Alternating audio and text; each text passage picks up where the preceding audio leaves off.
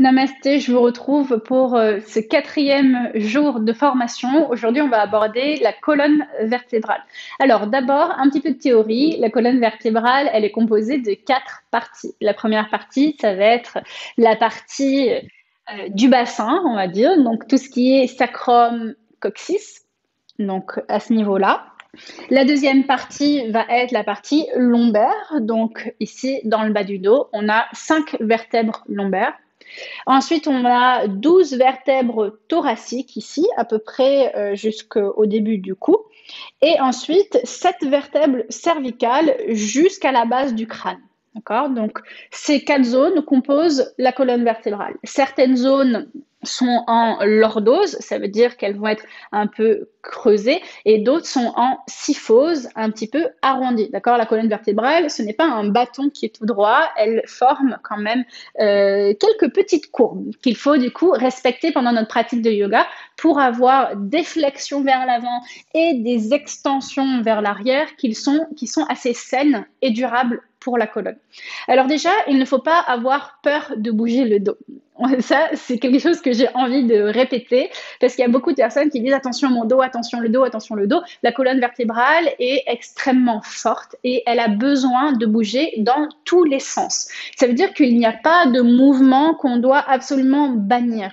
Il n'y a que des mouvements qu'on réalise par certains nous blessent car le corps n'a pas l'habitude d'aller dans cette position-là et du coup n'a pas construit le chemin musculaire pour maintenir cette position de manière durable. Par exemple, si vous vous penchez ici vers l'avant avec le dos rond sans plier les genoux, il n'y a absolument aucun problème à ça. En revanche, si vous vous penchez ici, que vous ne faites jamais cette posture et que vous essayez de porter une valise de 50 kg, bah forcément, vous allez peut-être vous faire mal au dos parce que votre corps n'a pas été préparé et ça n'a pas été progressif. Mais sinon, à part ça, il n'y a absolument aucune avec la charge et le poids uniquement du corps seul, il n'y a aucune position qui est mauvaise pour la colonne et c'est surtout très important qu'elle bouge dans tous les sens parce que la mobilité se perd rapidement et quand on vieillit, on a besoin de garder cette souplesse. On dit souvent, on entend par les grands maîtres de yoga disent on reconnaît l'âge de quelqu'un à la souplesse de sa colonne vertébrale. Donc, ça dit absolument tout de l'importance de la souplesse de la colonne. En revanche, les différentes zones ont des besoins, on va dire, un petit peu différents suivant nos habitudes modernes, simplement. Donc, on passe beaucoup de temps en position assise et on a beaucoup moins de mouvements ici, de torsion, etc.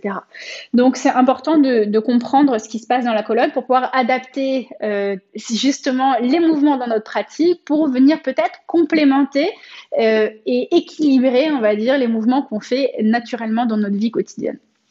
Le bas du dos, généralement, c'est une zone de la colonne qui est très souple. D'accord ? Les vertèbres sont formées d'une certaine manière et ça permet énormément de mobilité dans la colonne.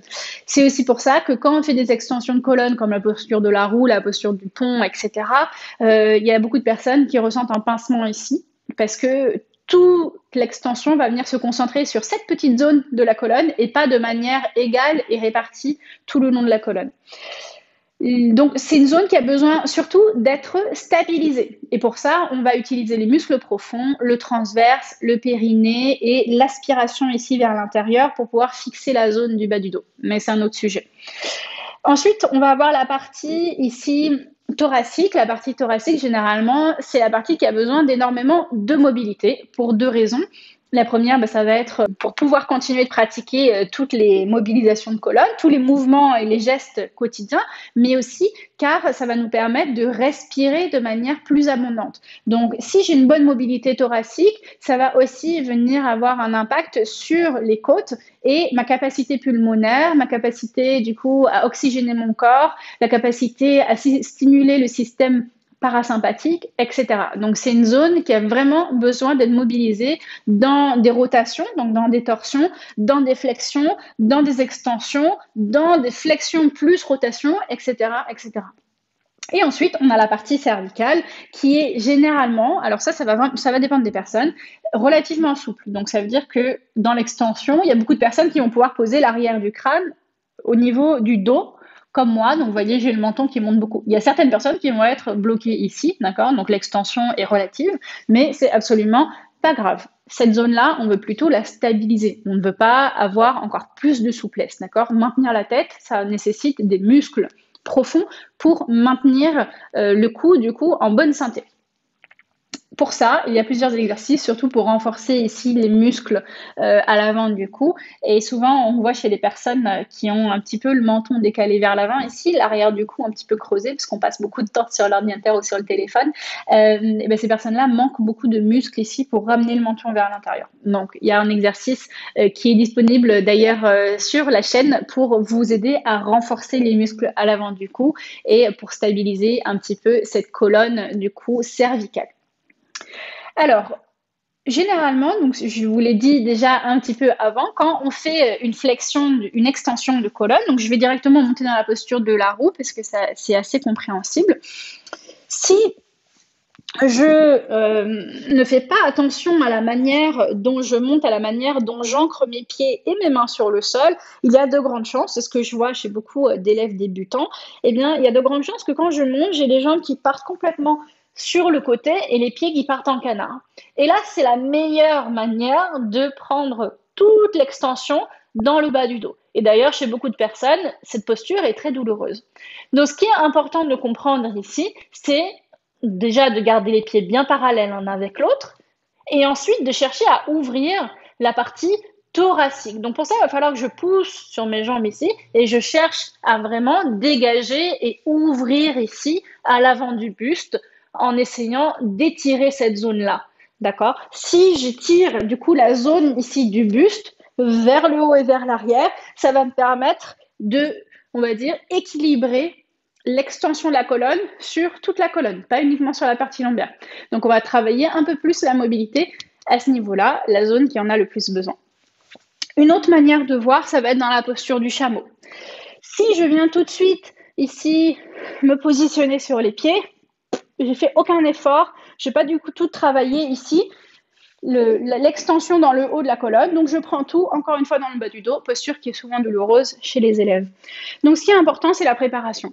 Dans cette posture du chameau, je dois inspirer pour allonger au maximum la colonne, commencer l'extension dans la partie thoracique avant d'aller dans la partie lombaire. Donc, je cherche à monter le sternum vers le haut, à me grandir, à essayer de répartir toute l'extension ici sur toute la colonne vertébrale. Et ensuite, une fois que je suis dans cette extension très active, je peux relâcher les bras sans me relâcher sur les talons, d'accord? Je garde très peu de poids ici sur les mains et j'utilise tous mes muscles pour allonger et pour monter le sternum. Plus je vais du coup monter le sternum vers le plafond, plus je vais créer de l'espace entre le bas du dos et le sternum, et donc je vais créer de l'espace entre les vertèbres. Je vais aller dans deux directions opposées. Ça, c'est très important pour toutes vos flexions arrière, que ça soit dans des flexions, dans des extensions de colonne qui sont intenses, comme celle que je vous ai montrée, la posture de la roue et la posture du chameau. C'est aussi valable dans tout ce qui est posture du cobra, etc.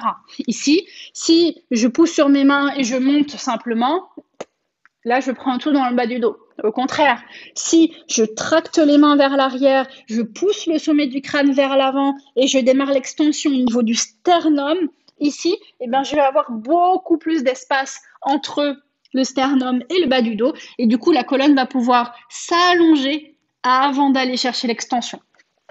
Et donc, c'est très important ici, justement, pour continuer d'allonger, de créer de l'espace dans le corps, hein, ce qui est tout l'intérêt aussi de la pratique des postures de yoga. Donc, dans n'importe quelle extension, d'abord, je débute en étirant et ensuite, je vais chercher l'extension et la courbe vers l'arrière. Très important dans toutes ces postures-là. Ça me fait penser tout de suite aussi à la partie du bassin, ce qu'on peut faire pour encore plus préserver le bas du dos et travailler de manière plus intense au niveau de la partie thoracique, ça va être la rétroversion du bassin. Le bassin a deux positions principales. Il y en a beaucoup d'autres, mais ça, c'est les deux principales. L'antéversion, je sors les fesses vers l'arrière, je creuse le bas du dos. Donc là, on va venir tout de suite ramener un angle assez intense dans le bas du dos. Et la rétroversion, donc là, c'est l'inverse. Je vais aspirer à l'avant, je vais faire remonter les deux gros os du bassin ici vers le haut en aspirant le ventre. Et donc, je vais abaisser les os des fesses. Et là, ça me permet d'allonger le bas du dos. Donc, cette rétroversion est absolument nécessaire aussi dans les extensions de colonne vers l'arrière. Donc ça veut dire que, je vais vous montrer dans la posture du demi-pompe, ça permet de bien illustrer. Si je relâche mon bassin et je monte dans une antéversion, ça va donner ça. Et là, je sens que ça vient pincer dans le bas du dos ici. En revanche, si je me prépare d'abord avec une rétroversion où j'aspire le nombril ici, vous voyez, j'allonge le bas du dos et ensuite je serre les fesses, je garde la rétroversion et je monte vers le haut, eh bien, je suis beaucoup moins cambrée dans le bas du dos. Et là, c'est une position qui est beaucoup plus stable pour la partie lombaire, d'accord? Donc, entre l'antéversion et la rétroversion, dans les extensions de colonne, il vaut mieux maintenir cette rétroversion. Et c'est valable dans toutes les positions. Debout, sur le ventre, sur le dos, assise, etc. C'est extrêmement important, rien que dans la position debout Tadasana, de sentir ici une légère rétroversion pour l'activation des muscles profonds. Si j'ai les muscles profonds qui sont actifs et vraiment sollicités, eh bien, je vais pouvoir du coup fixer la zone qui est correspondante au niveau de la colonne vertébrale et ça va être la partie lombaire et aussi le sacrum. Je voulais vous montrer un dernier exercice pour continuer de créer de la mobilité dans la partie thoracique et ça va être sur une torsion parce que on ne fait pas souvent des torsions. Maintenant, même quand on conduit, on fait juste avec la tête pour regarder l'angle mort. Donc, il n'y a plus trop d'occasion pour notre colonne d'aller chercher les rotations. Pourtant, elles sont primordiales et très importantes pour la bonne santé de notre colonne. Donc, je vais vous montrer cette torsion active, mais pour ça, il va falloir vous asseoir. Si vous êtes assis, vous allez fixer le bassin. Si vous êtes debout, le bassin risque de bouger et du coup, c'est moins intéressant. Donc, asseyez-vous, soit comme ça, soit directement sur les talons. D'accord? C'est pareil. Vous pouvez choisir la position qui est plus confortable pour vous. Ensuite, vous allez chercher donc à aspirer ici le nombril, à monter la cage thoracique en vous grandissant. Étirez les deux bras vers l'avant pour entrelacer les doigts et pointer les index. Sur l'inspiration, imaginez qu'on vous tire par le sommet du crâne, grandissez. Sur l'expiration, vous allez faire une torsion vers la droite de manière très active ici, en vidant tout l'air de vos poumons et vous essayez de pointer avec vos index le plus loin possible. Ensuite, sur l'inspiration, vous revenez au centre. Sur l'expiration, torsion à gauche. Même chose, vous allez chercher le plus loin possible. Vous suivez du regard vos index, vous pointez le plus loin sur le côté. Inspirez au centre. Expirez à nouveau, torsion à droite, et vous allez voir que progressivement, vous allez aller de plus en plus loin avec vos index. Inspirez au centre. Expirez à gauche, etc., etc. Vous pouvez faire ça plusieurs fois, peut-être pendant 5 minutes. Vous allez voir que vous allez libérer toute la partie thoracique et vous allez justement créer cette mobilité qui est absolument nécessaire. Travaillez toujours avec votre souffle, travaillez toujours en allongeant, en étirant la colonne et vous en ressentirez du coup tous les bienfaits. J'espère que vous avez appris des choses avec moi aujourd'hui. Merci encore de participer à cette formation. Je suis ravie. Si ça peut vous aider, n'hésitez pas à me laisser un commentaire. J'aime bien avoir vos retours sur les vidéos que je fais. Et je vous dis du coup à demain pour la prochaine vidéo. Namaste.